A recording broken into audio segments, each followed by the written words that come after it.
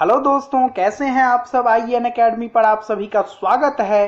दोस्तों, आज के इस लेसन में हम डिस्कस करने जा रहे हैं ऑर्गेनिज्म और उसके इन्वायरमेंट के बारे में। दोस्तों, यहाँ इस स्लाइड पर मेरे बारे में कुछ जानकारी दी गई है जिसे आप देख सकते हैं और आप मुझे इस लिंक पर फॉलो भी कर सकते हैं आगे आने वाली हर अपडेट्स के लिए। मित्रों, हम सबसे पहले जानते हैं कि इकोलॉजी, इन्वायरमेंट, इकोसिस्टम है क्या और ये तीनों कैसे एक दूसरे से अलग है।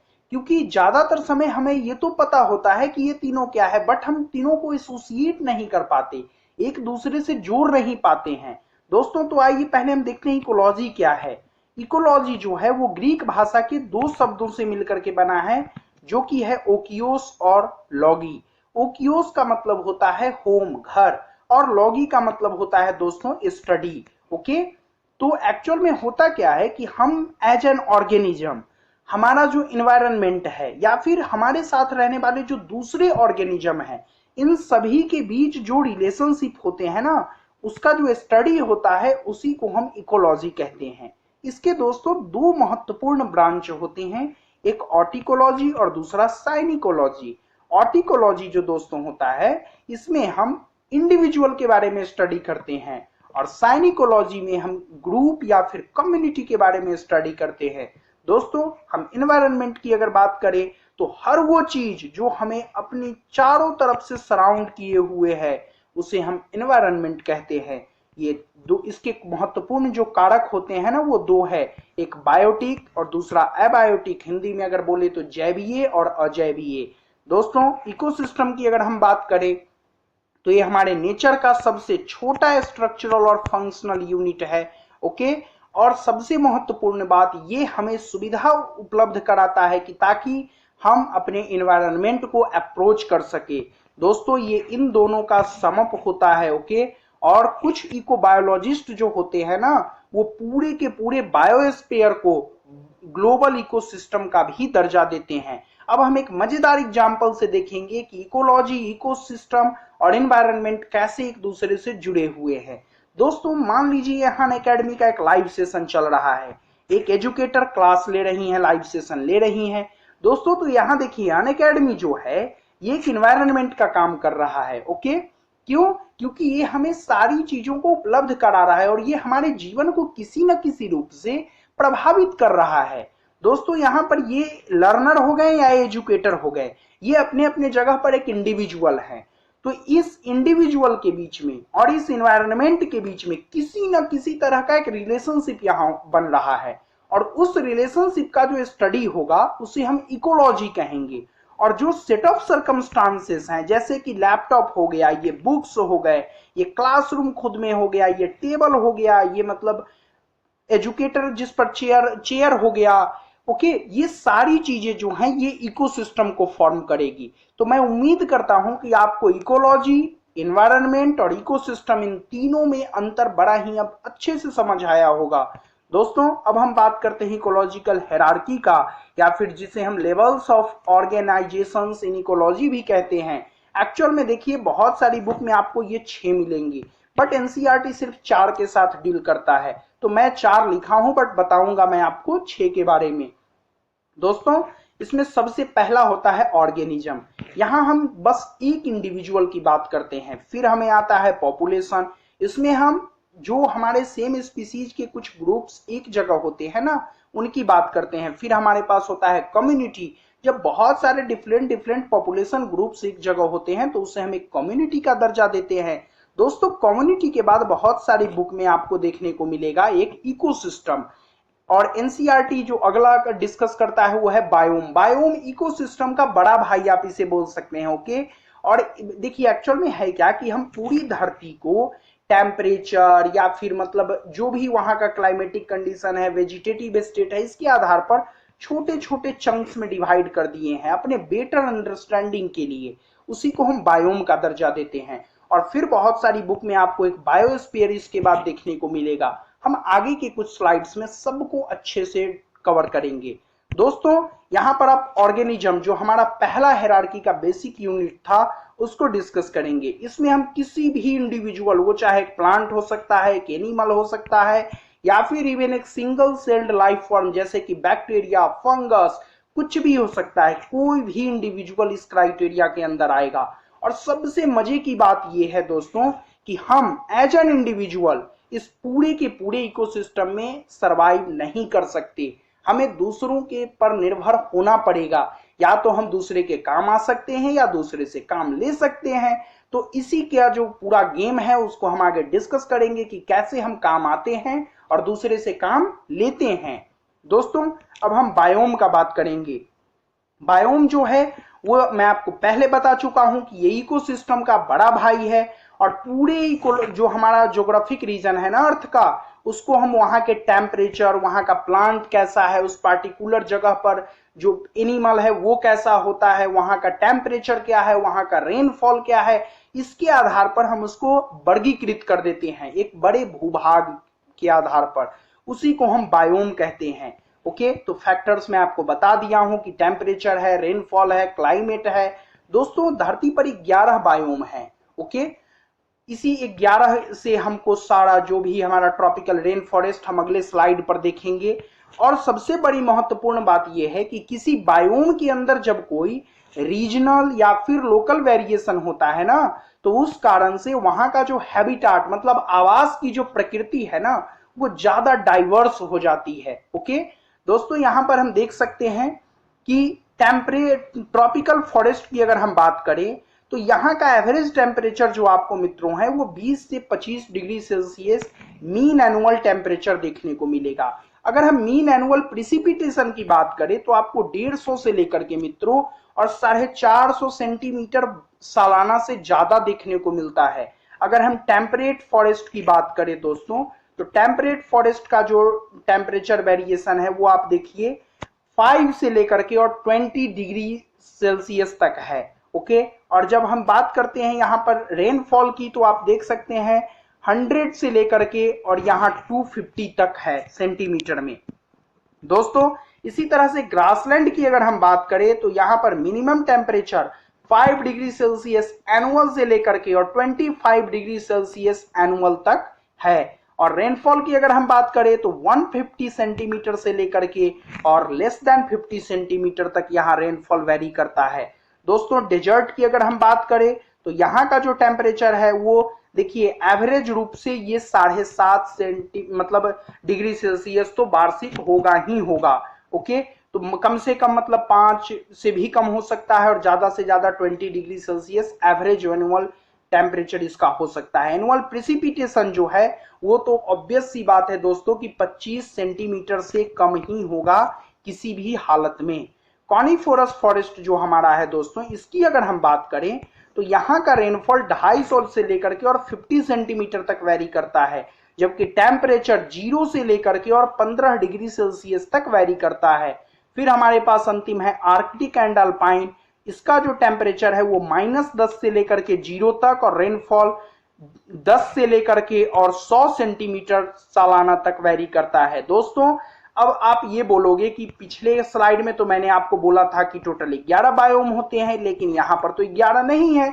तो हम अपनी सुविधा के हिसाब से जैसे ट्रॉपिकल फॉरेस्ट को 2 भाग में बांट देते हैं, tropical deciduous forest, tropical evergreen forest.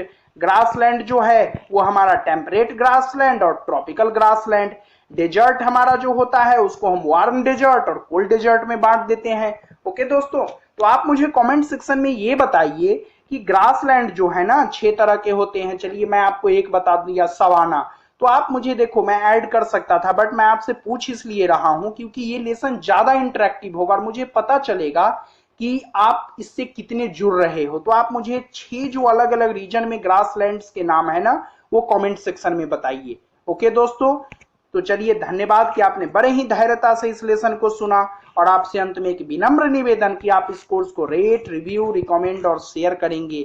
Okay, अगर आप मेरा ये प्रयास आपको पसंद आ रहा है तो चलिए दोस्तों मिलते हैं अगले लेसन में। तब तक के लिए आपका धन्यवाद। आप अपना ख्याल रखें।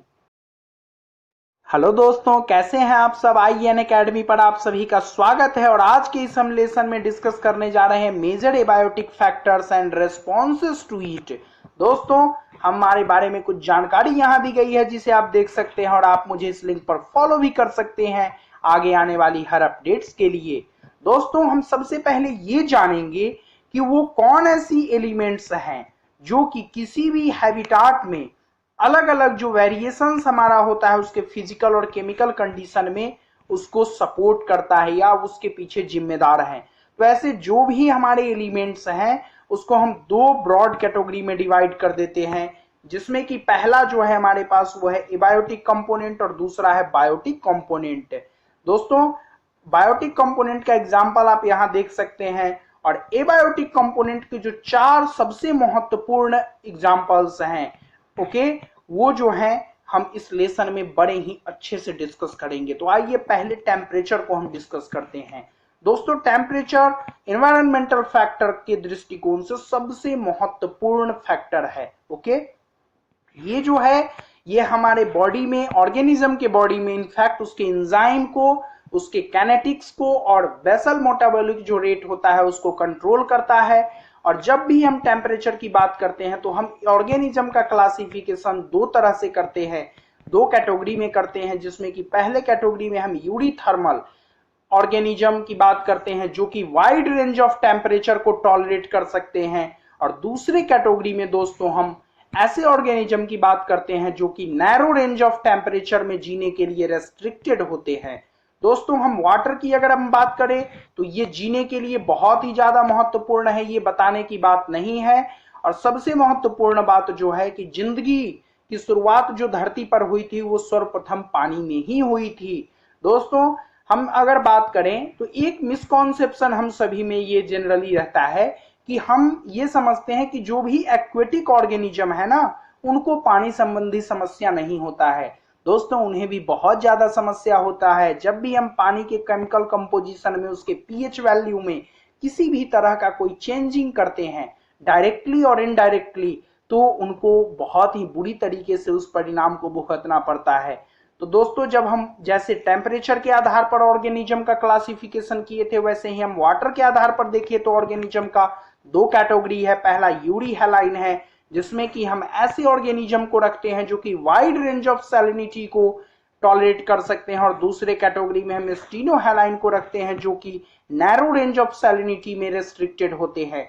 सैलिनिटी इसलिए महत्वपूर्ण है दोस्तों वाटर के केस में क्योंकि हम अगर इनलैंड वाटर की बात करें ना तो यहाँ का सैलिनिटी मैक्सिमम 5 पीपीटी होगा, जबकि अगर हम बात करें सी का तो सी के केस में जो हमारा सैलिनिटी होगा वो 35 पीपीटी होगा। ओके दोस्तों, तो मैं उम्मीद करता हूं कि आपको टेम्परेचर और वाटर समझ आया। अब हम लाइट की बात करते हैं। लाइट जो है ये मेरे ख्याल किसी भी ऑर्गेनिज्म को जिंदा रहने के लिए जो एनर्जी चाहिए उसका समावेश उसके अंदर यहीं से होता है। क्यों? क्योंकि हमारे धरती पर जो प्राइमरी प्रोड्यूसर होते हैं प्लांट एल्गी, ये जो खाना बनाते हैं और उस भोजन को उस एनर्जी को पूरे इकोसिस्टम में प्रेरित करते हैं प्रवाहित करते हैं, वो यहीं से शुरू होता है। वो इसी फोटोसिंथेसिस से शुरू होता है और इस फोटोसिंथेसिस के लिए इस लाइट की जो अनिवार्यता है वो बहुत ही अति आवश्यक होती है। दोस्तों सन हमारे इस इकोसिस्टम का इकलौता स्रोत है। एक एक्सेप्शन इसका है ओके, हम आगे के लेसन में उस एक्सेप्शन को देखेंगे। अभी के लिए हम यही जानते हैं कि हमारे पूरे इकोसिस्टम का जो सन है वो इकलौता लाइट सोर्स है एनर्जी का, और सन का जो स्पेक्ट्रल क्वालिटी है उसके सोलर रेडिएशन का वो भी बहुत ही ज्यादा इंपॉर्टेंट है जिंदगी की दृष्टिकोण से। इसका उत्तर आप मुझे प्रश्न के जवाब के माध्यम से देंगे कि आखिर क्या रीजन है कि डीपेस्ट जो वाटर होता है ना उसमें सिर्फ रेड एल्गी ही पाया जाता, वहां ग्रीन एल्गी क्यों नहीं पाया जाता। आप इस प्रश्न का जवाब इस मतलब जो स्टेटमेंट के रेस्पेक्ट में देंगे ताकि मुझे दोनों प्रश्न का जवाब मिल जाए। ओके, अब हम बात करते हैं सॉइल का। सॉइल जो है सॉइल इससे एक वर्ड रिलेटेड होता है, टर्म रिलेटेड होता है जिसे हम इडाफिक कहते हैं। ओके, और किसी भी सॉइल का जो नेचर है उसका प्रॉपर्टी है वो वहां का क्लाइमेट कैसा है, वहां किस तरह के वेदरिंग प्रोसेस से उसका जेनेसिस हुआ है, उसका डेवलपमेंट कैसा हुआ है, इसके ऊपर डिपेंड करता है। और हम किसी भी जगह का जो वेजिटेशन होता है उसको उस जगह के सॉइल का जो कैरेक्टरिस्टिक्स है जैसे कि उसका कंपोजिशन, उसका ग्रेन साइज, वहां के सॉइल का पीएच वैल्यू क्या है, वहां का सॉइल का मिनरल कंपोजिशन कैसा है, वहां का टोपोग्राफी कैसा है, इसके आधार पर हम उस एरिया का जो वेजिटेशन है उसको डिटरमाइन कर सकते हैं। ओके दोस्तों, अब हम बात करते हैं कि हमने जो 4 मेजर एबायोटिक फैक्टर्स पढ़ा, ऑर्गेनिज्म उससे कैसे रिस्पॉन्ड करता है। ओके, ऑर्गेनिज्म का उसके पक्ष में और विपक्ष में क्या व्यवहार होता है। तो इस संबंध में आपको 5 तरह की चीजें देखने को मिलेंगी, जिसमें पहला आता है रेगुलेटर। आप यहां देख सकते हैं, ये ऐसे प्राणी होते हैं, ऑर्गेनिज्म होते हैं, जिनमें एक्सटर्नल लेवल में चाहे जितना चेंज हो जाए, इनके इंटरनल लेवल में कोई भी चेंज नहीं होगा। इनका इंटरनल जो लेवल है ना, वो हमेशा कांस्टेंट होगा एक्सटर्नल लेवल के रिस्पेक्ट में। ओके, इसका सबसे मस्त एग्जांपल दोस्तों है मनुष्य खुद। आपको अब गर्मी शुरू हो रही है, तो जैसे जैसे गर्मी लगेगा तो आपके बॉडी के एक्सटर्नल लेवल में देखिए जो भी इन्वायरमेंट है उसमें चेंज हो रहा है, बट इंटरनल लेवल में कोई चेंज नहीं होगा। आप इससे इवोल्यूशन के प्रोसेस के थ्रू निजात पाने का एक जुगाड़ उपलब्ध रखते हो। जैसे कि आप पसीना आपका शुरू हो जाता है, आपको ठंड लगती है तो आप कांपना शुरू कर देते हैं। ओके, तो आप इन सब माध्यम से अपने इंटरनल लेवल को रेगुलेट कर पाते हो। ओके, अब हम बात करते हैं पार्शियल रेगुलेटर की। ये ऐसे ऑर्गेनिज्म होते हैं जो एक हद तक तो अपने आप को चेंज करते हैं एक्सटर्नल लेवल के लॉन्ग, लेकिन एक सर्टेन लिमिट के बाद ये भी कांस्टेंट हो जाते हैं। जैसे कि अगर हम बात करें तो हमारे पास कुछ मैरीन ऑर्गेनिज्म है जो कि अगर सैलिनिटी में थोड़ा बहुत डिफरेंस होता है तो वो उस चीज को झेल लेते हैं, बट अगर ज्यादा डिफरेंस होगा, वेरिएशन होगा, तो उनको बहुत ही बुरी तरीके से सफर करना पड़ता है। अगर हम बात करें दोस्तों कॉन्फॉर्मर का, तो कॉन्फॉर्मर जो है, ये देखो इनके जो इंटरनल लेवल में होता है ना, एक्सटर्नल लेवल के अकॉर्डिंग चेंज होता है। ओके, देखो ये मतलब अपने बाह्य परिस्थिति के अनुरूप अपने शरीर का जो तापमान है वो परिवेशी तापमान के अनुसार बदलते रहते हैं। ओके, ये रेगुलेटर जैसे नहीं होते। तो एक सोचने वाली बात है कि आखिर ये कन्फर्मर रेगुलेटर क्यों नहीं बन जाते।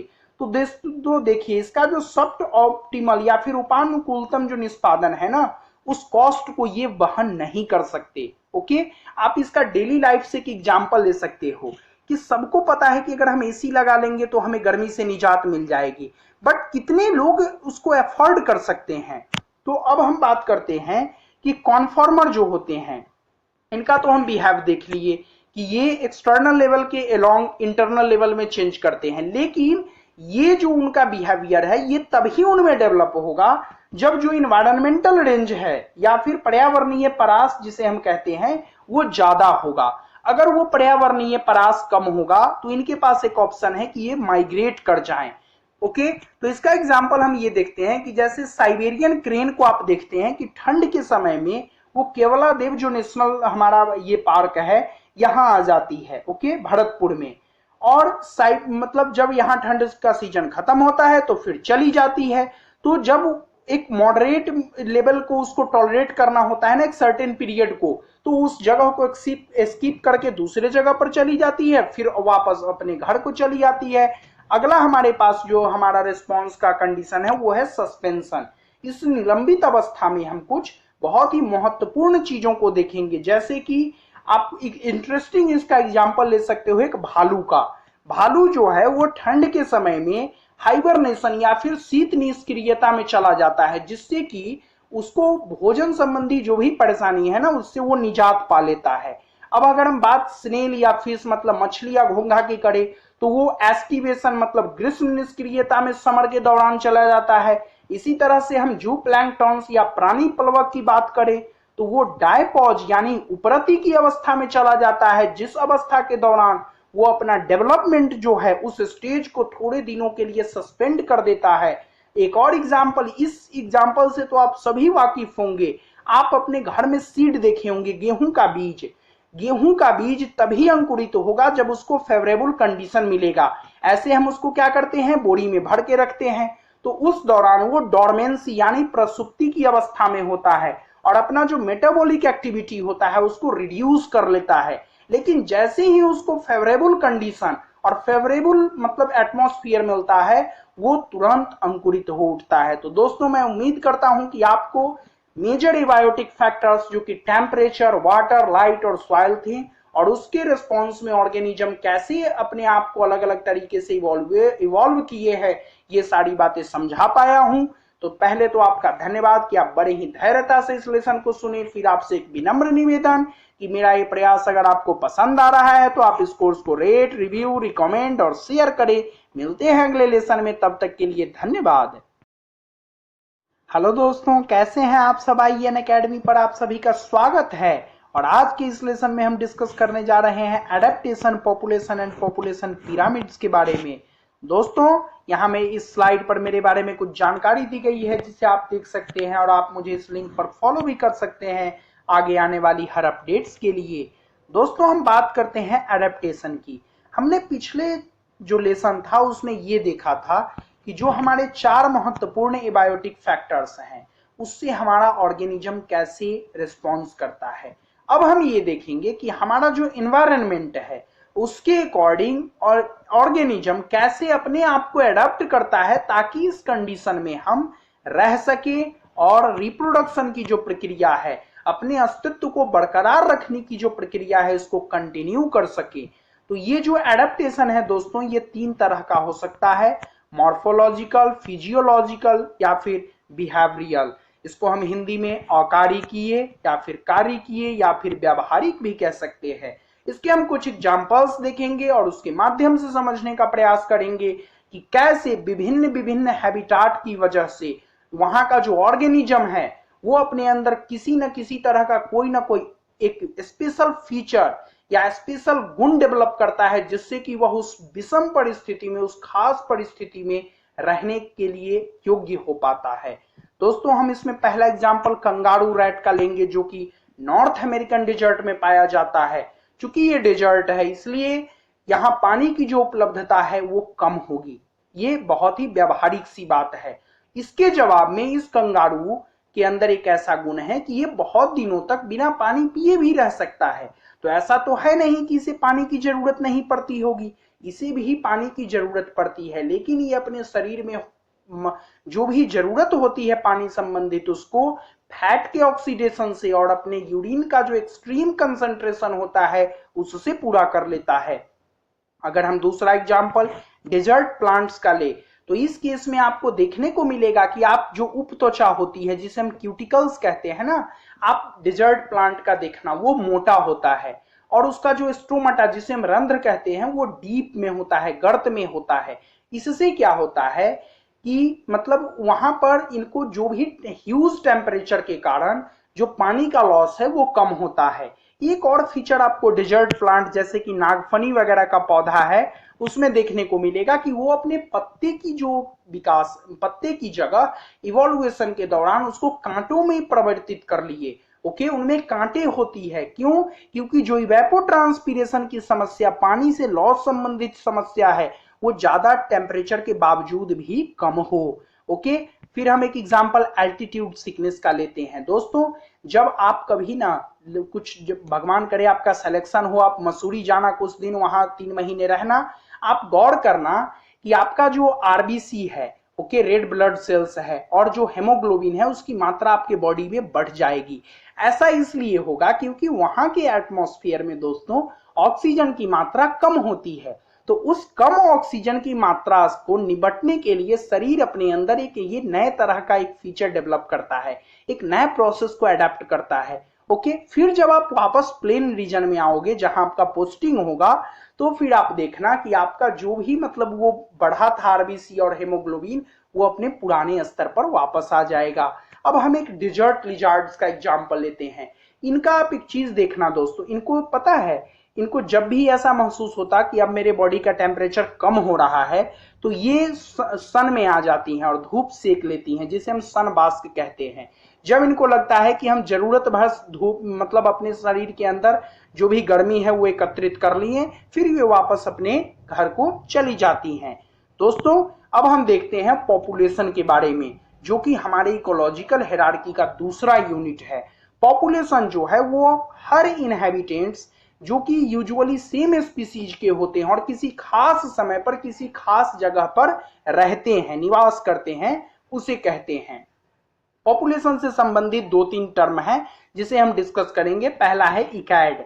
इकैड जो होता है दोस्तों ये ऐसे ऑर्गेनिज्म मतलब स्पीसीज होते हैं जिनका जेनेटिक स्टॉक सेम होता है बट उनका जो वेजिटेटिव कैरेक्टर है ना वो डिफरेंट होता है, जैसे कि उसका size, shape, number of leaves.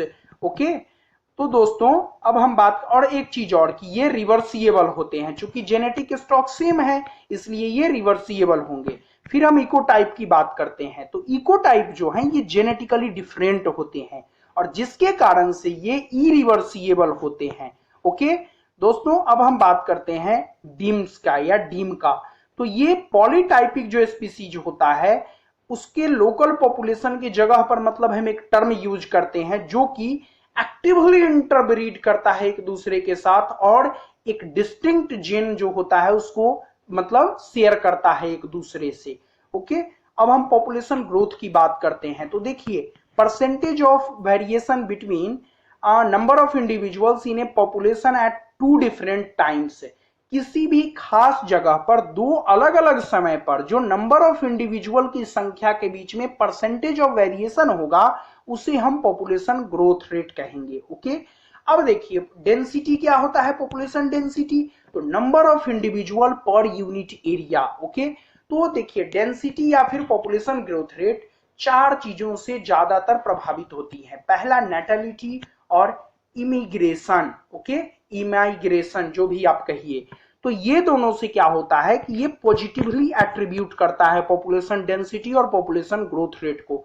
फिर जो इमिग्रेशन या फिर मोर्टेलिटी है ये जो है ये निगेटिवली मतलब उसको रिड्यूस करता है पॉपुलेशन डेंसिटी को और पॉपुलेशन ग्रोथ रेट को। ओके, अब हम बात करते हैं representation of age pyramid for human population. दोस्तों एज पिरामिड को हम जनरली पहले ये समझेंगे कि इसमें जो पीला कलर में है ना ये हमारा प्री रिप्रोडक्टिव एज ग्रुप मतलब किड्स हैं, जो ग्रीन कलर में है ये रिप्रोडक्टिव एज ग्रुप के लोग हैं और जो रेड कलर में है ये पोस्ट रिप्रोडक्टिव एज ग्रुप के लोग हैं। ओके, सम्माननीय वृद्धजन।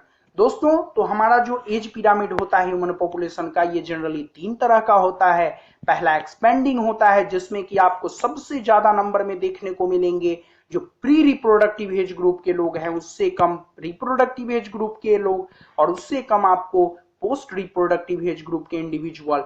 स्टेबल जो कि दूसरा स्टेबल पॉपुलेशन पिरामिड है उसमें आपको रिप्रोडक्टिव एज ग्रुप और post pre reproductive age group के जो इंडिविजुअल हैं इनकी संख्या मोर और लेस सेम होती है। और डिक्लाइनिंग जो हमारा एज पिरामिड होता है दोस्तों इसमें आप देख सकते हैं कि जो प्री रिप्रोडक्टिव एज ग्रुप के इंडिविजुअल्स हैं उनकी संख्या रिप्रोडक्टिव एज ग्रुप्स के लोगों की संख्या से कम होती है। ओके, तो दोस्तों मैं उम्मीद करता हूं कि आपको एडेप्टेशन, उसके एग्जांपल्स, पॉपुलेशन, इकैड, इकोटाइप और यहाँ एज पिरामिड इन सभी को मैं समझा पाने में सफल हो पाया हूं। अगर ऐसा है तो चलिए पहले आपका धन्यवाद कि आपने बड़े ही धैर्यता से इस लेसन को सुना। फिर आपसे एक विनम्र निवेदन कि अगर आपको ये प्रयास पसंद आ रहा है, आपके तैयारी में अगर हम इस कोर्स के माध्यम से किसी भी तरह का कोई भी हम पॉइंट ऐड ऑन कर रहे हैं तो आप इस कोर्स को rate, review, recommend and share करेंगे। धन्यवाद दोस्तों, मिलते हैं अगले लेसन में। हेलो दोस्तों, कैसे हैं आप सब? IN अकेडमी पर आप सभी का स्वागत है और आज के इस लेसन में हम पॉपुलेशन इंटरेक्शन के बारे में चर्चा करने जा रहे हैं। दोस्तों यहाँ इस स्लाइड पर मेरे बारे में कुछ जानकारी दी गई है जिसे आप देख सकते हैं और आप मुझे इस लिंक पर फॉलो भी कर सकते हैं आगे आने वाली हर अपडेट्स के लिए। दोस्तों हम बात करते हैं पॉपुलेशन इंटरेक्शन होता क्या है। देखिए हम एज एन इंडिविजुअल पॉपुलेशन को बढ़ावा देते हैं, कम्युनिटी में रहते हैं। ओके, तो हम एक दूसरे कम्युनिटी, एक दूसरे पॉपुलेशन के साथ इंटरेक्ट करते हैं। ओके, या तो उनको लाभ पहुंचाते हैं या उनसे हम लाभ लेते हैं, या तो उनसे हम हानि उठाते हैं या किसी कारणवश हम उनको हानि पहुंचाते हैं। तो हम इन चीजों को टोटल 6 हेड्स में डिवाइड करके और एक अच्छे तरीके से स्टडी करेंगे। तो इंटरेक्शन जो है ये 6 तरह का, उसमें पहला है म्यूचुअलिज्म। इसमें जो भी दो स्पीसीजें पार्टिसिपेट करती है ना, इंटरेक्ट होती है, वो दोनों लाभान्वित होती है। दूसरा होता है कंपटीशन। इसमें जो दोनों इस इंटरेक्टिंग स्पीसीज होती है वो दोनों की दोनों नुकसान उठाती है। तीसरा होता है प्रीडेशन। इसमें जो इंटरेक्टिंग स्पीसीज है वो एक लाभान्वित होगी और एक नुकसान उठाएगी। फिर हमारे पास है पैरासिटिज्म, इसमें भी एक इंटरेक्टिंग स्पीसीज लाभान्वित होगी और दूसरा नुकसान उठाएगी। तीसरा हमारे पास है दोस्तों कॉमेंसलिज्म, इसमें एक तो इंटरेक्टिंग स्पीसीज को फायदा होगा बट दूसरे पर कोई असर नहीं होगा। और अंतिम हमारे पास है एमेंसलिज्म, जिसमें कि एक तो बहुत ही बुरी तरीके से प्रभावित होगा और दूसरे पर कोई असर नहीं होगा। हम एक एक करके इन सभी को बड़ी ही विस्तार से चर्चा करेंगे। तो आइए हम पहला जो कि हमारा म्यूचुअलिज्म है उसको देखते हैं। जैसा कि मैं आपको पहले बता चुका हूं कि इसमें जो भी दोनों इंटरेक्टिंग स्पीसीज होगी वो दोनों की दोनों लाभान्वित होंगी। इसका एग्जांपल्स हम पहला लेते हैं लाइकन का।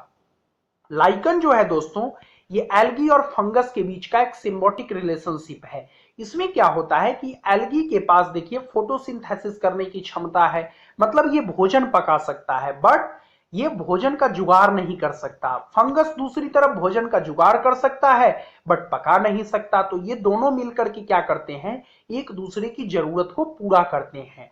हम उसी तरह से दूसरा एग्जांपल माइकोराइजा का ले सकते हैं जो कि प्लांट रूट और फंगस का सिम्बायोटिक रिलेशनशिप है इसी तरह से। फिर हम तीसरा एग्जांपल पॉलिनेशन का ले सकते हैं। इसमें क्या होता है कि पौधे का जो मतलब सीड डिस्पर्सल है या फिर उसका जो पॉलिनेशन की प्रक्रिया है वो पूरा होता है और दूसरी तरफ जो पॉलिनेटर होते हैं उनको थोड़ा नेक्टर मिल जाता है। एक एग्जांपल इसका हम लेते हैं फिग और वास्प का। अंजीर का जो पेड़ होता है उस पर उसका जो पॉलिनेशन होता है ये वास्प करता है और बदले में इस वास्प को उसके फल में अंडा देने का मौका मिलता है। उसी तरह से अगर हम ये सबसे इंटरेस्टिंग एग्जांपल हम लेते हैं मेडिटेरियन ऑर्किड्स और बी का। ये मेडिटेरियन ऑर्किड्स अपने एक पत्ते को, पीटल को ऐसा रिसेंबल कर लेता है कि इस बी को लगता है कि ये मेरी मेट है और ये उसके साथ सूडो कॉपुलेट कर लेता है। जब यही प्रोसेस ये बी दो या दो ज्यादा जगह पर करता है तो इस पौधे की जो पॉलिनेशन की डिमांड थी वो पूरी हो जाती है। एक सबसे महत्वपूर्ण बात यह है कि म्यूचुअलिज्म के लिए जो है वो ज्यादातर केस में को इवोल्यूशन जो है वो बहुत ही ज्यादा जरूरी होता है। दोस्तों अब हम बात करते हैं कंपटीशन का। इसमें जो भी इंटरेक्टिंग स्पीसीज होती हैं उन दोनों को निगेटिवली सफर करना पड़ता है। आप सब डार्विन के तो प्रिंसिपल को जानते ही होंगे जिसने कि सर्वाइवल ऑफ द फिटेस्ट कहा था कि जब कोई भी क्लोजली रिलेटेड जो भी स्पीसीज है वो जब सेम रिसोर्स के लिए compete कर रही हैं तो उनमें जो कमजोर हैं उनका आज न कल जो है वो विनाश हो जाना तय है, वो विलुप्त हो जाएंगी। लेकिन रिसेंट स्टडीज इसके बहुत सारे एक्सेप्शंस सामने लाती है, जैसे कि जरूरी नहीं है कि जो भी कंपटीशन करने वाले स्पीसीज हैं वो रिलेटेड स्पीसीज हों। बहुत सारी अनरिलेटेड स्पीसीज भी आपस में कंपटीशन कर बैठती है, जैसे कि फ्लैमिंगो जो कि एक तरह का बगुला होता है दोस्तों, वो फिश के साथ कॉम्पीट कर बैठता है जू प्लैंक्टॉन्स को खाने के लिए। उसी तरह से जो फीडिंग इफिशियंसी होता है ना किसी जीव का दूसरे के रिस्पेक्ट में, वो रिसोर्स अगर सफिशिएंट है फिर भी उसके विकास को प्रभावित कर सकता है। एक एग्जांपल हम लेते हैं, इस एक गोट को जब गैलापागो आइसलैंड पर इंट्रोड्यूस किया गया तो वहां पर जो एविंगटन टर्टीज पाया जाता था वो एक डिकेड के अंदर एक्सटिंक्ट हो गया। क्यों? क्योंकि इस गोट की जो चरण क्षमता थी वो बहुत ही ज्यादा थी। दोस्तों अब हम बात करते हैं गॉसीज कंपटीशन एक्सक्लूजन प्रिंसिपल, या हिंदी में अगर हम कहें तो गॉसीज स्पर्धन अपवर्जन नियम का। इसमें यह कहा गया है कि एक ही तरह के संसाधन के लिए स्पर्धा करने वाली जो दो निकटतम संबंधित जातियां होगी वो अनंत काल तक एक साथ नहीं रह सकती। उनमें जो कमजोर होगी ना वो विलुप्त हो जाएगी।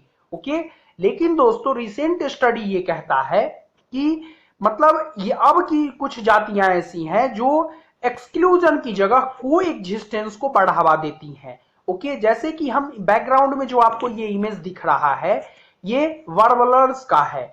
ये एक ही पक्षी हैं ये, और 5 स्पीसीज इनकी पेड़ पर रहती है, लेकिन ये सब अपने खाने का जो समय है ओके उनको अलग अलग टाइम में डिवाइड कर लिए हैं, जिससे मतलब इनका जो एग्जिस्टेंस है वो मतलब कोई वैल्यूएशन को बढ़ावा देता है, कोई एग्जिस्टेंस इनका होता है। ओके, और ये आपस में कंपटीशन को अवॉइड कर पाती हैं, और ये जो मैकेनिज्म है इसको हम रिसोर्स पार्टीशनिंग कहते हैं। दोस्तों अब हम बात करते हैं प्रीडेशन का। प्रीडेशन हमारे नेचर में एनर्जी ट्रांसफर के लिए बहुत ही ज्यादा जरूरी है, क्योंकि यही एक तरीका है जिसके माध्यम से प्राइमरी प्रोड्यूसर से और टर्शियरी कंज्यूमर तक हमारा जो एनर्जी है वो पहुंचता है।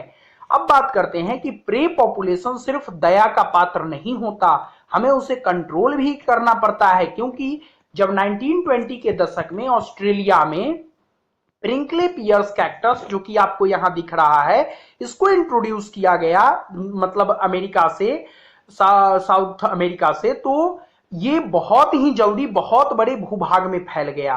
तो इसको कंट्रोल करने के लिए फिर वहां से इसका नेचुरल प्रीडेटर लाया गया, एक तरह का वास्प, मोथ जो कहिए, ओके, और तब जाकर के ये कंट्रोल हुआ। उसी तरह से प्रीडेटर जो है उनसे हमेशा घृणा नहीं करना चाहिए, ओके, क्योंकि ये स्पीसीज डाइवर्सिटी एक कम्युनिटी के अंदर मेंटेन करने के लिए ये बहुत ही ज्यादा जरूरी होते हैं, क्योंकि ये कुछ प्रे को खा करके उनके बीच के कंपटीशन के इंटेंसिटी को कम कर देते हैं। एक एक्सपेरिमेंट के तौर पर जब स्टार फिश पिजास्टर को अमेरिकन पैसिफिक कोस्ट से, इस रीजन से, इसको जब हटा दिया गया था, तो वहां की 10 स्पीसीज ऑफ जो इनवर्टिब्रेट्स थी, औ के शुरू की जो भी है, माफ करना अगर हिंदी में गलत बोल रहा हूं, तो इनकी जो जातियां थी वो विलुप्त हो गई।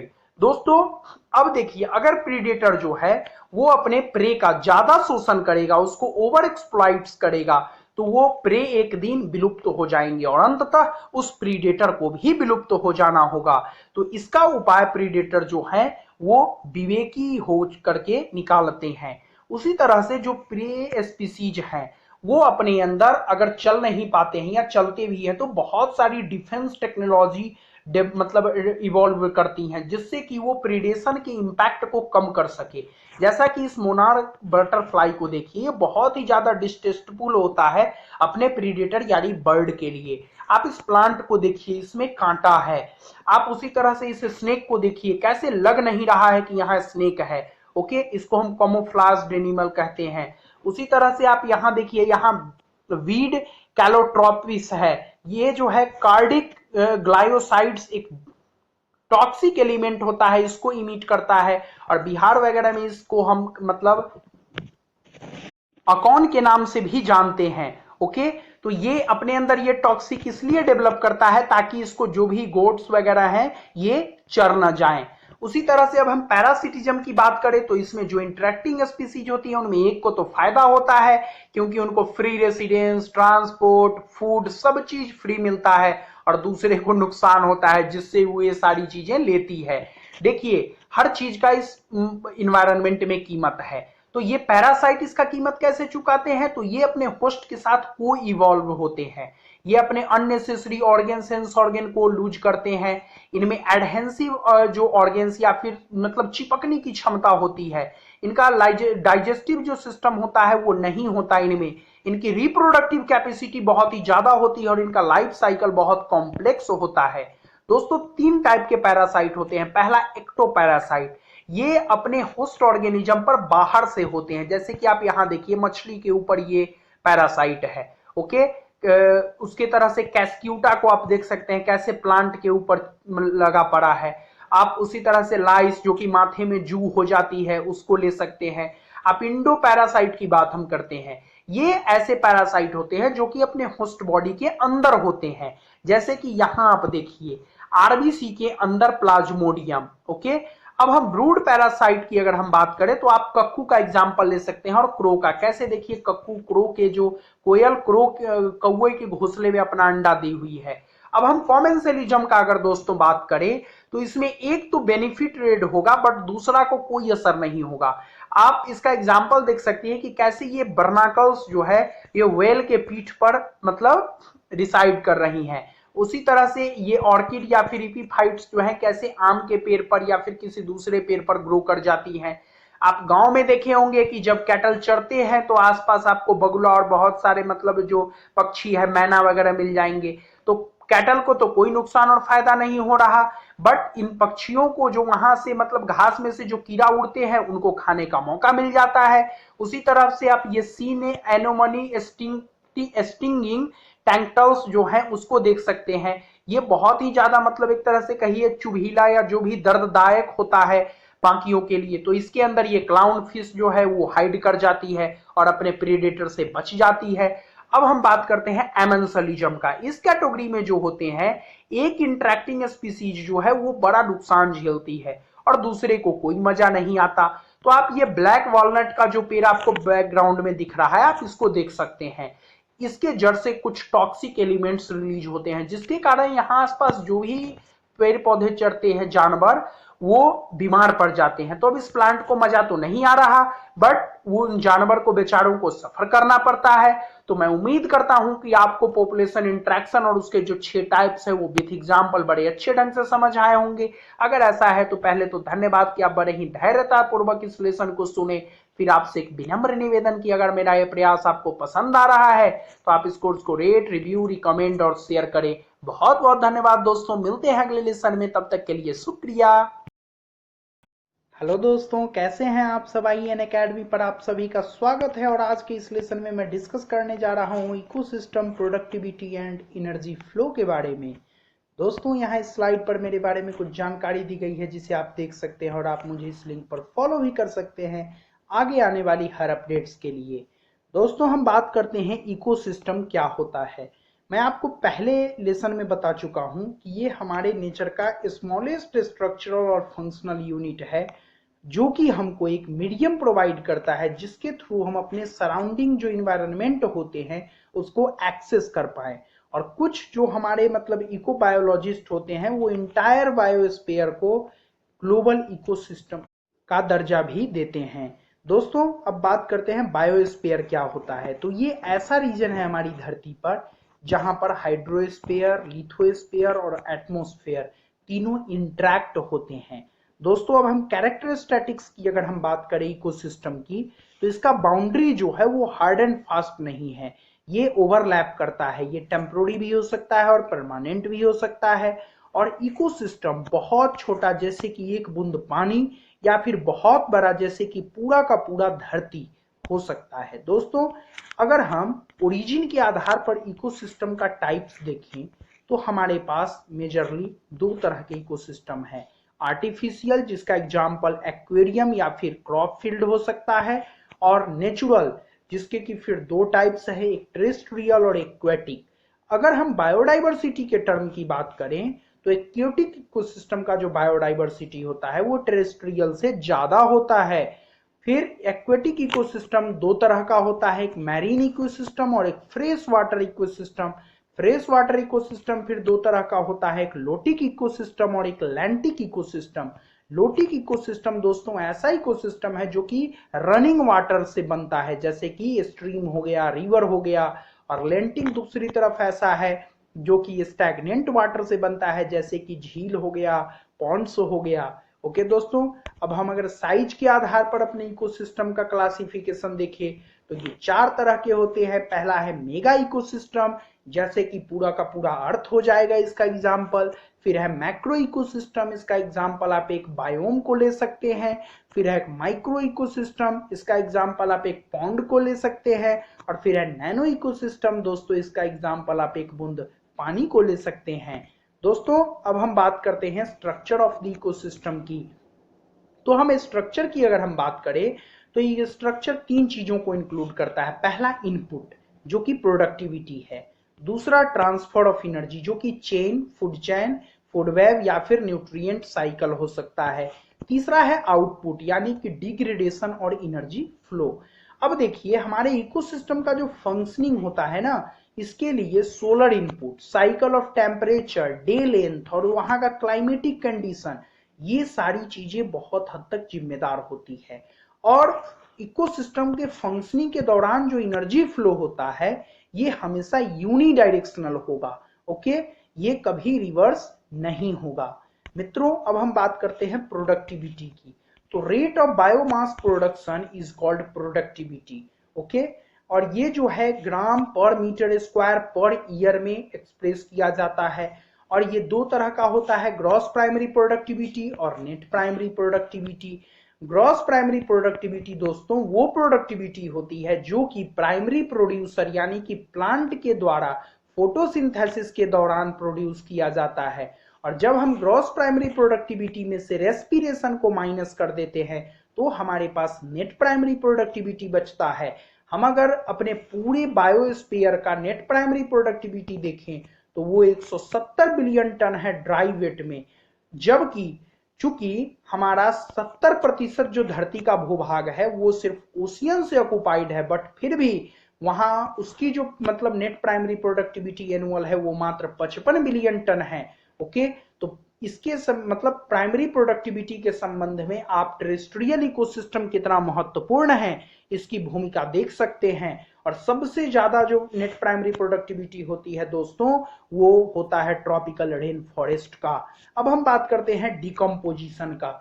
डिकम्पोजिशन में क्या होता है कि डिकम्पोजर्स जो होते हैं वो कॉम्प्लेक्स ऑर्गेनिक मैटर को सिंपल इनऑर्गेनिक सब्सटेंस जैसे कि कार्बन डाइऑक्साइड, वाटर, न्यूट्रिएंट, इन सब में ब्रेक डाउन कर देते हैं और यही प्रोसेस डिकम्पोजिशन कहलाता है। इस पूरे प्रोसेस का जो रॉ मटेरियल होता है वो डिट्राइटस मतलब कचरा होता है। ओके, और ये जो प्रोसेस है हमारा डिकम्पोजिशन का ये 5 महत्वपूर्ण स्टेज से मिलकर बना होता है, जिसमें पहला होता है फ्रैगमेंटेशन। इस मेथड में जो हमारा अर्थवर्म्स या फिर डिट्राइवोरस है वो डिट्राइटस को मतलब कचरा को स्मॉलर पार्टिकल में ब्रेक डाउन कर देता है, फिर लीचिंग होता है। इस प्रोसेस में दोस्तों जो वाटर सॉल्युबल इनऑर्गेनिक न्यूट्रिएंट होते हैं वो घुलकर जमीन में चले जाते हैं। फिर कैटाबॉलिज्म होता है, यहाँ पर बैक्टीरिया और फंगस पहली बार पिक्चर में आता है और उसमें अवेलेबल एंजाइम को जो है डिट्राइटस में जो भी एंजाइम्स उनको डिग्रेड करता है और सिंपलर फॉर्म में कन्वर्ट करता है। फिर ह्यूमिफिकेशन होता है। ह्यूमिफिकेशन जो है वो मतलब ह्यूमस का एक्यूमुलेशन होता है और फाइनली मिनरलाइजेशन होता है जिसमें कि फर्दर उस ह्यूमस का जो है वो डिग्रेडेशन होता है और फाइनली सिंपलर जो भी हमारी सब्सटेंस है वो रिलीज होती है। ये तीनों जो प्रोसेस है दोस्तों ये एक साथ मतलब ऑपरेट होगी साइमल्टेनियसली डिट्राइटस पर, और ये दोनों जो है ये डिपोजिशन जब होगा, डिकम्पोजिशन होगा हमारे सॉइल का उस समय होगा। ओके, अब हम एनर्जी फ्लो की बात करते हैं। तो एनर्जी फ्लो के लिए मैं आपको पहले बता चुका हूं कि सन जो है वो इकलौता सोर्स ऑफ एनर्जी है हमारे इकोसिस्टम का, एक्सेप्ट एक जगह का, और वो जगह कौन सा है दोस्तों? तो हाइड्रोथर्मल इकोसिस्टम। वहां पर चूंकि सन की रेडिएशन नहीं पहुंच पाती है इसीलिए वहां का जो प्राइमरी सोर्स ऑफ एनर्जी है वो है हाइड्रोजन सल्फाइड। और देखिए सन को यूज करके जो लोग अपना भोजन बनाते हैं जिस प्रोसेस से उसे हम कहते हैं फोटोसिंथेसिस, और जो लोग इस हाइड्रोजन सल्फाइड का यूज करके अपना जो भी है खाना पीना बनाते हैं बैक्टीरिया, उस प्रोसेस को हम कहते हैं कीमोसिंथेसिस।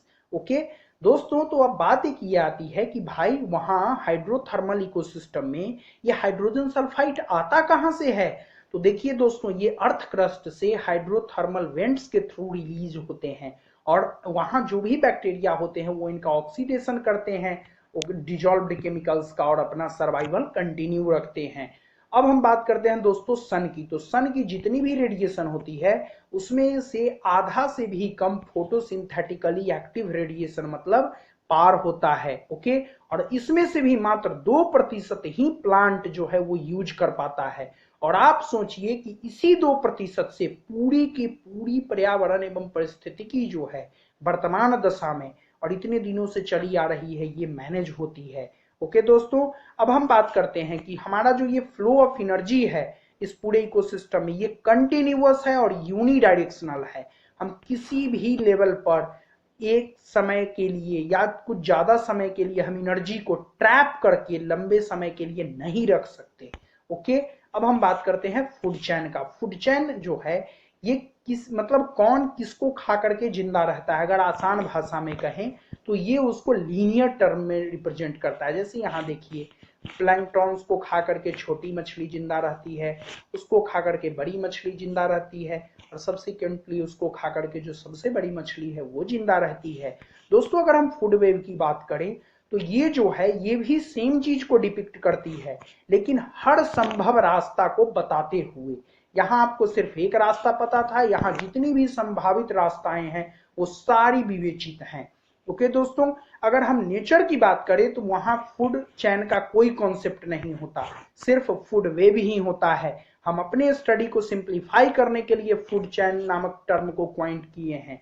अब हम ट्रॉपिक लेवल की अगर हम बात करें तो ट्रॉपिक लेवल जो दोस्तों होता है, ये किसी भी ऑर्गेनिज्म का किसी अपना जो ऑक्यूपाई पोजीशन होता है ट्रॉपिक लेवल का, वो किसी फूड चेन में वो होता है।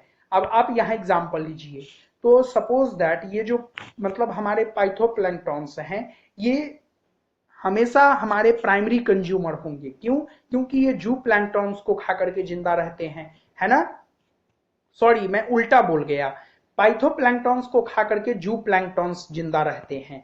उसी तो इनका ट्रॉपिक लेवल क्या होगा, किसी भी ऑर्गेनिज्म का उस ट्रॉपिक मतलब फूड चेन में एक पोजीशन जो ऑक्युपाई करता है अपने लिए, और अमाउंट ऑफ एनर्जी जो है वो हर ट्रॉपिक लेवल पर सक्सेसिवली डिक्रीज होगा। अब बात करते हैं स्टैंडिंग क्रॉप क्या होता है। तो हर ट्रॉपिक लेवल के पास कुछ मास होता है लिविंग मटेरियल का किसी पार्टिकुलर समय पर, जो कि उसका स्टैंडिंग क्रॉप कहलाता है। ओके, और इसका जो मतलब यूज है, मेजर है, वो बायोमास और number in a unit area के तौर पर हम मेजर करते हैं। ओके, अब हम बात करते हैं दोस्तों कि जो भी हम मतलब ट्रॉपिक लेवल पढ़े हैं उसको कैसे सम अप करें। तो यहाँ देखिए, प्राइमरी प्रोड्यूसर है जिसे हम फर्स्ट ट्रॉपिक लेवल में रखते हैं, जैसे कि प्लांट हो गया। फिर हमारे पास मतलब हो गया उधर पाइथोप्लैंक्टन जो कि ग्रास या फिर ट्रीज हो गया। फिर प्राइमरी कंज्यूमर की अगर हम बात करें तो इसे हम सेकेंडरी ट्रॉपिक लेवल में रखते हैं, जू प्लैंक्टॉन्स या ग्रास हॉपर हो गया। सेकेंडरी कंज्यूमर की बात करें या थर्ड ट्रॉपिक लेवल की बात करें तो यहाँ कार्निवोर होते हैं, जैसे कि बर्ड, फिशेस। फिर अगर हम बात करें टर्शियरी कंज्यूमर की तो इसे हम फोर्थ ट्रॉपिक लेवल या फिर टॉप कार्निवोरस कहते हैं, जिसमें कि मैन और लायन होते हैं। इसके ऊपर जनरली आपको जो है वो ट्रॉपिक लेवल देखने को नहीं मिलता, क्योंकि आप लिंड्समैन का जो एनर्जी फ्लो है वो ये कहता है कि जब हम एक ट्रॉपिक लेवल से दूसरे ट्रॉपिक लेवल पर जाते हैं तो जितनी भी यहाँ एनर्जी है इसका मात्र 10% ही ट्रांसफर होगा। तो आप सोचो ना, इसका 10% यहाँ, इसका 10% यहाँ और इसका 10% यहाँ, तो अब इसको ऊपर देने के लिए कुछ बचा ही नहीं। हम आगे के लेसन में इसको भी अच्छे से समझेंगे। तब तक के लिए आपका धन्यवाद, और अगर आपको मेरा ये प्रयास पसंद आ रहा है तो आप इस कोर्स को रेट, रिव्यू, रिकमेंड और शेयर करेंगे। बहुत बहुत धन्यवाद दोस्तों, मिलते हैं अगले लेसन में। हेलो दोस्तों, कैसे हैं आप सब। IN अकेडमी पर आप सभी का स्वागत है, और आज की इस लेसन में हम चर्चा करने जा रहे हैं इकोलॉजिकल पिरामिड्स और इकोलॉजिकल सक्सेशन के बारे में। दोस्तों, यहाँ मेरे बारे में कुछ जानकारी दी गई है इस स्लाइड पर, जिसे कि आप देख सकते हैं, और आप मुझे इस लिंक पर फॉलो भी कर सकते हैं आगे आने वाली हर अपडेट्स के लिए। हम सबसे पहले ये जानेंगे कि इकोलॉजिकल पिरामिड कहते किसे हैं। इकोलॉजिकल पिरामिड में हम एक्चुअल में हर ट्रॉपिक लेवल का जो हर स्टेप होता है उसको डायग्रामेटिक वे में रिप्रेजेंट करते हैं। ओके, और ये मुख्यतः 3 तरह के होते हैं, नंबरों की पिरामिड, बायोमास का पिरामिड और एनर्जी या फिर प्रोडक्टिविटी का पिरामिड। दोस्तों, हम सबसे पहले पिरामिड्स ऑफ नंबर्स का चर्चा करते हैं। ये जो है ग्राफिक रिप्रेजेंटेशन होता है टोटल नंबर ऑफ ऑर्गेनिजम्स जो कि उस खास ट्रॉपिक लेवल में पाए जाते हैं। सामान्यतः यह आपको अपराइट मिलेगा, बट कुछ केस में साइज और बायोमास के आधार पर यह आपको इन्वर्टेड या फिर मिक्स भी मिल सकता है। हम सबसे पहले अपराइट पिरामिड ऑफ नंबर का एग्जांपल लेंगे, जिसमें कि आप ग्रासलैंड का एग्जांपल ले सकते हैं। ग्रासलैंड में जो प्राइमरी प्रोड्यूसर होते हैं ग्रासेस, उनकी संख्या सबसे ज्यादा होती है, और जो प्राइमरी कंज्यूमर होते हैं मित्रों, जो कि हमारे जैसे हर्बीवोरस काऊ हो गए, गोट हो गया, इनकी संख्याएं प्राइमरी प्रोड्यूसर से कम होती है। फिर अगर हम सेकेंडरी कंज्यूमर की बात करें तो इनकी संख्या जो है वो प्राइमरी कंज्यूमर से भी कम होती है। और फाइनली टर्शियरी कंज्यूमर की अगर हम बात करें तो जिसमें कि मैन और लायन आ जाते हैं, इनकी संख्या पूरे ट्रॉपिक लेवल में सबसे कम होती है। दोस्तों, अगर हम इन्वर्टेड पिरामिड ऑफ नंबर का बात करें तो आप एक डॉग को ले सकते हैं। एक डॉग के ऊपर आपको 1000 ऑफ फ्लीज मिल जाएंगे। ओके, और उसके ऊपर मिलियंस ऑफ आपको प्रोटोजोअन्स मिल जाएंगे। फिर उसी तरह से अगर हम मिक्स पिरामिड ऑफ नंबर का चर्चा करें तो एक ट्री के ऊपर आपको 1000 की संख्या में इंसेक्ट मिलेंगे, बट उस पर 100 की संख्या में ही आपको बर्ड्स मिलेगा जो कि इस इंसेक्ट को खा के जिंदा रहता है। तो आपको यहाँ पर अपराइट, इन्वर्टेड और मिक्स पिरामिड्स ऑफ नंबर तीनों का मैं एग्जाम्पल दे दिया हूं। अब आइए हम बात करते हैं पिरामिड ऑफ बायोमास का।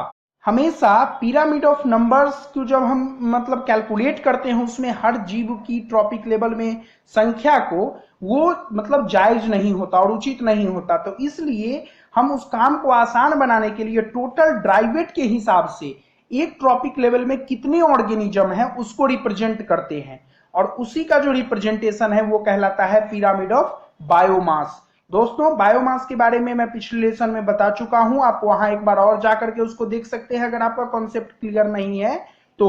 दोस्तों ये भी दो तरह के होते हैं, एक अपराइट और एक दूसरा होता है इन्वर्टेड। तो अपराइट के केस में आप फिर से ग्रासलैंड का एग्जांपल लीजिए। यहां पर जो ग्रासलैंड का बायोमास होगा दोस्तों वो सबसे ज्यादा होगा, लेट्स से 1000 टन्स। अगर हम मतलब प्राइमरी जो हमारे कंज्यूमर हैं उनकी अगर बायोमास हम लेंगे तो ये इसका 10% मतलब कि 100 टन्स होगा। उसके बाद अगर हम बात करें दोस्तों सेकेंडरी कंज्यूमर की तो उनका जो बायोमास होगा ये प्राइमरी कंज्यूमर का 10% यानी कि 10 टन्स होगा। फिर उसी तरह से अगर हम टर्शियरी कंज्यूमर की दोस्तों बात करें तो उनका ये जो है हमारे सेकेंडरी कंज्यूमर इसका 10% मतलब कि 1 टन होगा। ओके, अब हम इन्वर्टेड पिरामिड ऑफ बायोमास का बात करते हैं।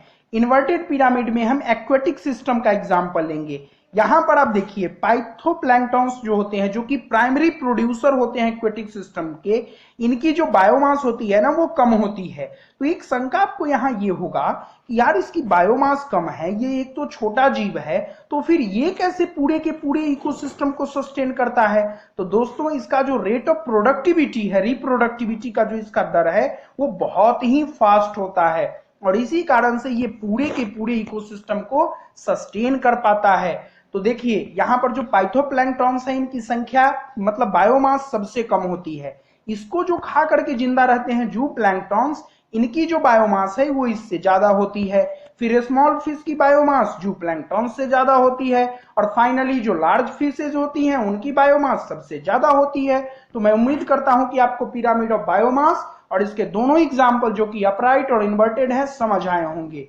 अब हम पिरामिड ऑफ एनर्जी का बात करते हैं। पिरामिड ऑफ एनर्जी में आप ये देखिएगा कि हमने पीछे जो भी मतलब पिरामिड दो चर्चा की है नंबर और बायोमास का, तो वो फंक्शनल रोल को जब हमें कंपेयर करना होता था तो वो सुटेबल नहीं बैठता था। लेकिन हम दो इकोसिस्टम के फंक्शनल रोल को अगर कंपेयर करना चाहे ना तो उसके लिए एनर्जी पिरामिड सबसे सुटेबल है। क्यों? क्योंकि ये हमेशा अपराइट होता है और इसका कोई भी एक्सेप्शन नहीं होता। ओके, अब यहां पर एक प्रश्न ये उठता है कि ये हमेशा अपराइट क्यों होता। तो दोस्तों मैंने आपको फूड चेन वाले चैप्टर में बताया था, लेसन में बताया था कि हमारे इकोसिस्टम में जो एनर्जी फ्लो होता है ये हमेशा कंटिन्यूअस और यूनिडायरेक्शनल होता है। तो वही वो रीजन है जिसके कारण ये जो पिरामिड ऑफ एनर्जी है ये हमेशा अपराइट ही होता है, चाहे वो एक्वेटिक सिस्टम की हम बात करें या टेरेस्ट्रियल इकोसिस्टम की बात करें।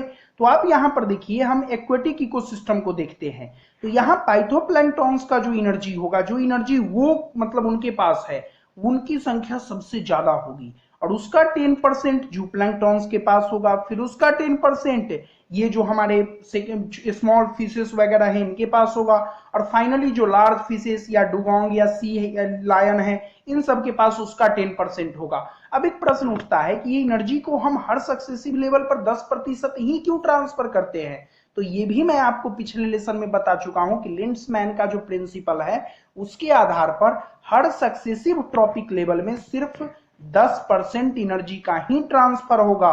अब हम टेरेस्ट्रियल इकोसिस्टम की बात करते हैं तो यहां पर सबसे ज्यादा जो एनर्जी होगा वो ग्रासेस के पास होगा।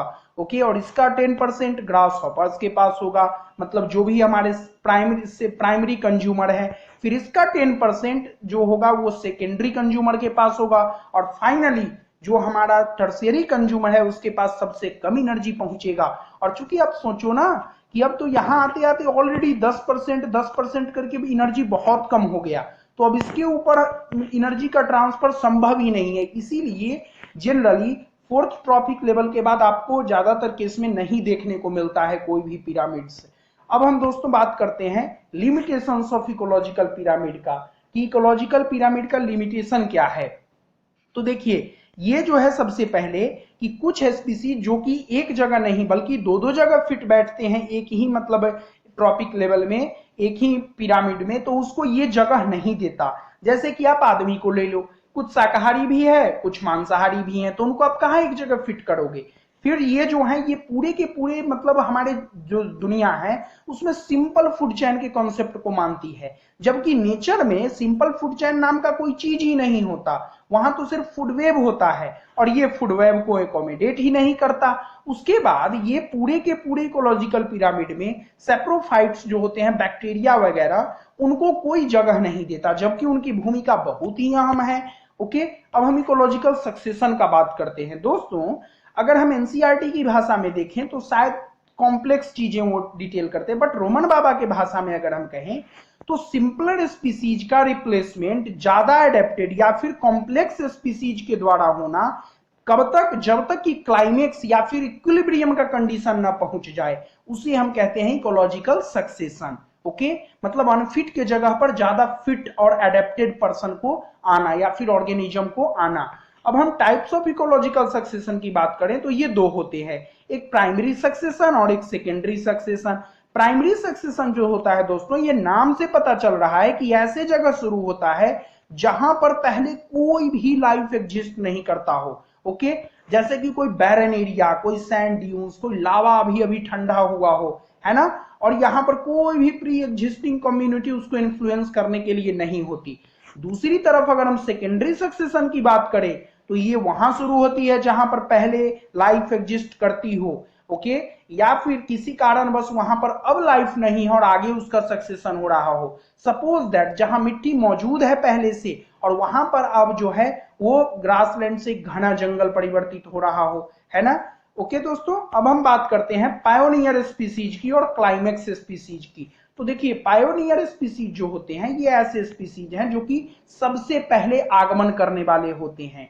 ये कहीं भी आकर के जो हमारी पूरी सक्सेशन की श्रृंखला है उसको ये शुरू करते हैं, और यही हैं जो कि उस श्रृंखला को बढ़ा करके मोर डाइवर्स और स्टीडी इकोसिस्टम के कॉन्सेप्ट तक लेकर के जाते हैं। अगर हम कॉमन पायोनियर स्पीसीज की बात करें तो वो बैक्टीरिया हो सकता है, वो फंगस हो सकता है, वो लाइकन हो सकता है। उसी तरह से अगर हम क्लाइमेक्स स्पीसीज की बात करें तो दोस्तों इसे हम इक्विलिब्रियम स्पीसीज भी कहते हैं। ओके, और इनकी सबसे बड़ी खास बात यह है कि अगर हम इनके टर्म ऑफ स्पीसीज कंपोजिशन जो है, ओके, इनकी जो है वो अनचेंज्ड होती है। कब तक, जब तक कि हम इनके साइट्स को अनडिस्टर्ब्ड रखें। ओके, मतलब कि ये अपने ऑर्गेनिज्म यहाँ जो होते हैं और इन्वायरमेंट होते हैं वो दोनों इक्विलिब्रियम में होते हैं। ओके, बहुत ही इंपॉर्टेंट चीज है, इसको आप ध्यान रखना। अब हम बात करते हैं कि हमारा जो ट्रांसफॉर्मेशन था ये प्राइमरी सक्सेशन से सेकेंडरी सक्सेशन तक या फिर पायोनियर स्पीसीज से क्लाइमेक्स स्पीसीज तक, तो इसके लिए कुछ स्टेप्स है जिसे हम sequential steps of ecological succession कहते हैं। इसके अंतर्गत आपको टोटल 5 स्टेप्स होते हैं, जिसमें पहला है न्यूडेशन। न्यूडेशन के प्रोसेस में क्या होता है कि यहां पर बेयर एरिया एक होता है जिसमें कि अब तक कोई लाइफ नहीं है, फिर वहां इन्वेजन होता है, पायोनियर स्पीसीज यहां आते हैं और सक्सेसफुली एस्टैब्लिश होते हैं और फिर वहां से माइग्रेट करते हैं, फिर मतलब इंडिविजुअल एस्टैब्लिश होता है। इसके 3 पार्ट्स एक्चुअली, कि पहले माइग्रेशन होगा, फिर एस्टैब्लिशमेंट होगा और फिर उनका रिप्रोडक्शन स्टार्ट होगा। फिर अगर हम कंपटीशन एंड कोएक्शन की बात करें तो ये तो बहुत ही महत्वपूर्ण है और ये दोनों तरह का होता है, इंट्रा स्पीसीज मतलब अंतर जातीय और इंटर स्पीसीज या फिर अंतरा जातीय। माफ करना हिंदी में अगर दोस्तों उल्टा हो जाए तो। ओके, अब हम बात करते हैं कि इस केस के लिए जो है कोएक्शन की अब हम बात करते हैं। तो कोएक्शन का मतलब होता है कि एक स्पीसीज जो है वो अपने साथ रहने वाले किसी दूसरे स्पीसीज को किसी भी तरह से शायद इन्फ्लुएंस कर रहा है। फिर हम रिएक्शन की बात करते हैं, ये भी सबसे महत्वपूर्ण स्टेज है। ओके, और इसके अंतर्गत इन्वायरमेंट जो है वो मॉडिफाइड होता है under influence of living organism के। फिर हमारा 5वां है stabilisation, sorry for this spelling mistake. Now यहां पर क्लाइमेक्स पहुंच जाता है और फाइनली जो है वो क्लाइमेक्स कम्युनिटी जो होती है वो मोर और लेस स्टेबल हो जाती है, मतलब इक्विलिब्रियम के केस में पहुंच जाती है। ओके, इसके कुछ एक्सेप्शन भी हैं, ये हमेशा मतलब यूनिडायरेक्शनल नहीं होता।